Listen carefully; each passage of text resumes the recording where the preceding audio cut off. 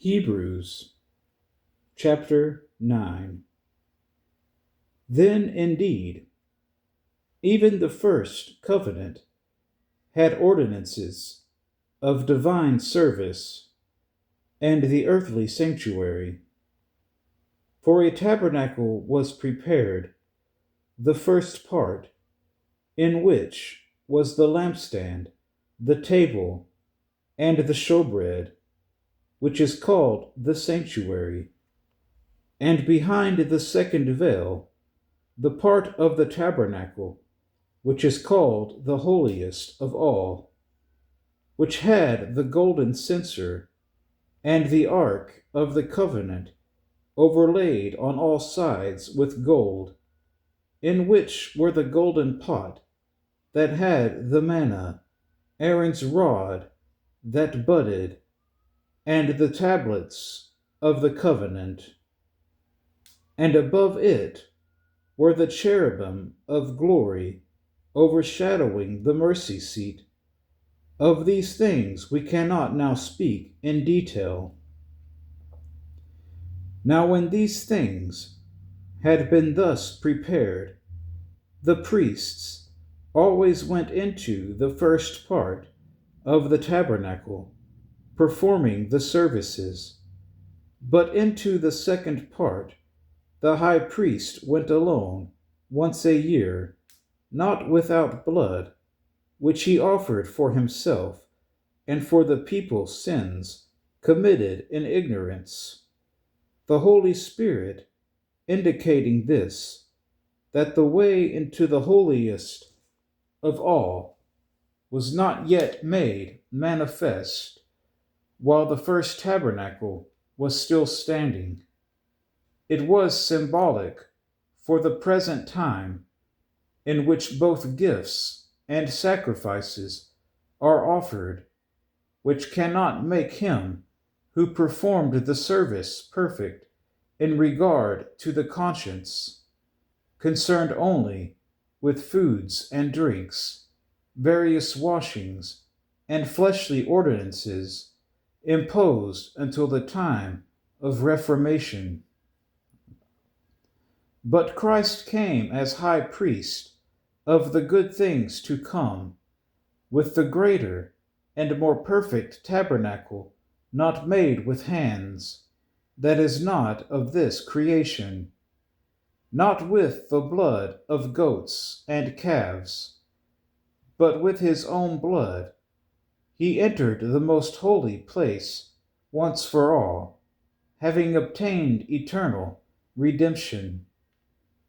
For if the blood of bulls and goats, and the ashes of a heifer, sprinkling the unclean, sanctifies for the purifying of the flesh, how much more shall the blood of Christ, who through the eternal Spirit offered himself without spot to God, cleanse your conscience from dead works, to serve the living God?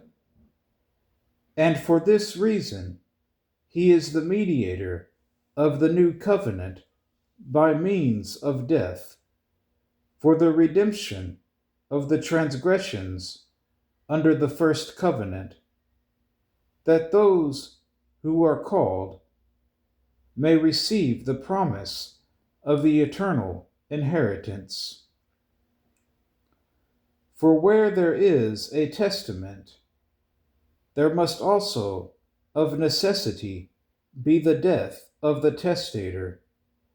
For a testament is in force after men are dead, since it has no power at all while the testator lives.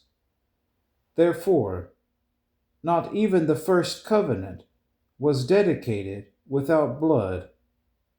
For when Moses had spoken every precept to all the people according to the law, he took the blood of calves and goats, with water, scarlet wool, and hyssop, and sprinkled both the book itself and all the people, saying, "This is the blood of the covenant which God has commanded you.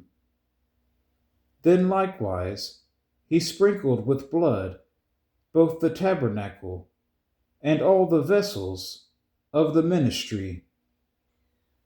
And according to the law, almost all things are purified with blood, and without shedding of blood there is no remission.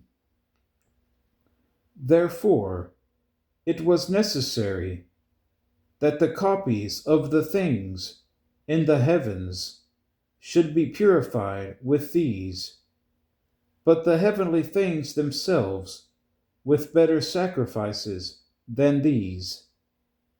For Christ has not entered the holy places made with hands, which are copies of the true, but into heaven itself, now to appear in the presence of God for us. Not that he should offer himself often, as the high priest enters the most holy place every year with blood of another. He then would have had to suffer often since the foundation of the world. But now, once at the end of the ages, he has appeared to put away sin by the sacrifice of himself. And as it is appointed for men to die once, but after this the judgment, so Christ was offered once to bear the sins of many. To those who eagerly wait for him, he will appear a second time, apart from sin, for salvation.